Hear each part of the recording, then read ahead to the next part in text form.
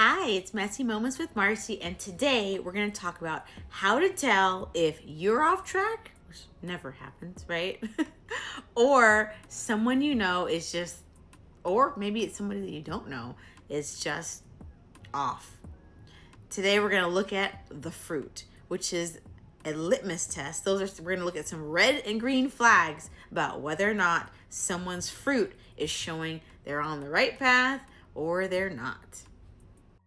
Now, another way you can tell if something is from God or not from God is seeing what the fruit of that thing is. So if we go to Matthew 7:15-20, it says, false prophets. Beware of false prophets. They come to you disguised as sheep, but in their hearts they are vicious wolves. You will know them, check this, by what they produce. What is that? How will you know them? By what they produce. What do you mean, what do they produce? People don't pick grapes from thorn bushes or figs from thistles, do they?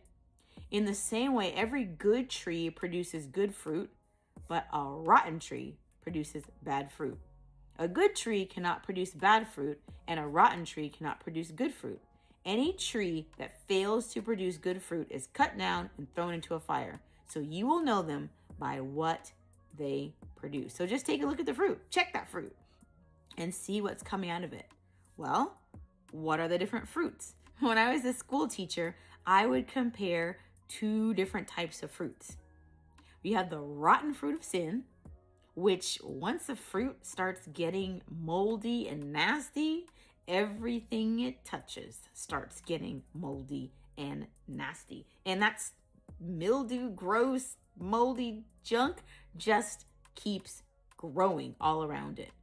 And you can tell because the Bible tells us what to look for when we see this yucky fruit. So I'm going to go through a list of these things up here that are examples of when we're off the mark, when we're in the rotten fruit of sin or somebody else's. You'll see working with demons, being selfish, loving people or things more than God, worshiping idols, disobeying, being kind, hating others, stirring up trouble and causing problems, not including others, stealing, wanting what someone else has, acting like and thinking you're more important than everyone else, lying and cheating, keeping people out of your club, anger, throwing fits, fighting, arguing, dirty thoughts and actions, potty language. Those are all the rotten fruits of sin. But in contrast, the fruit of the Spirit, so these are good fruits, these are healthy fruits, healthy trees, love, joy, peace, patience, kindness, goodness, gentleness, faithfulness, and self-control. Jesus said in John 15, I am the true vine and my Father takes care of the vineyard. He removes every one of my branches that doesn't produce fruit. He prunes every branch that does produce fruit to make it produce more fruit. So you've got all these branches off your tree. Some of these trees are producing really great things like we've seen. Others are producing really yucky stuff. It's just nasty and busted. So you can tell which type of tree it is by the fruit it produces. And when that tree or that vine is connected to Jesus, it makes amazing fruit. But it's not perfect. So when there's parts that are like producing a lot of fruit, it gets a trim, things get cut off. It's really uncomfortable for the cutting and the pruning, but those things make it produce even more and better and stronger of those fruits of the Spirit.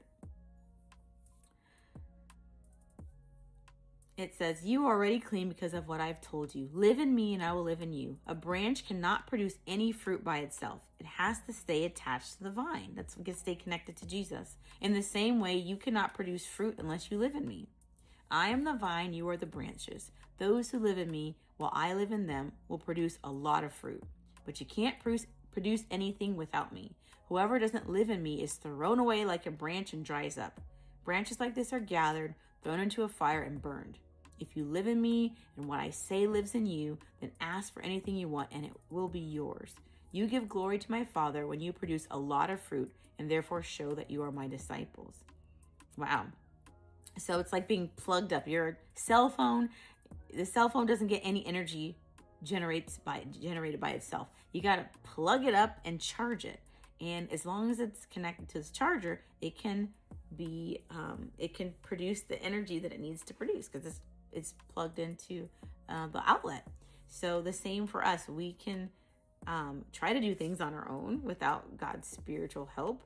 We can try to listen to the voices and keep trucking on one direction, but we've got to stay plugged in so that we have the power to do what we're called to do. So as you're thinking about what voices are you hearing, so you can think, man, when you hear that in your head, you're like, where's this coming from? Who said that?